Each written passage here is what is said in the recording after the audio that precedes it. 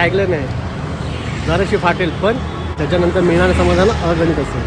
आता आपण निघतो नाशिकला. आता मी निघालो आहे माझ्या घरापासून. थोड्या अंतर मी व्हिडिओ शूट करतो आहे. आपला व्हिडिओ मुंबईपासून ते नाशिकपर्यंत असणार आहे, ठीक आहे.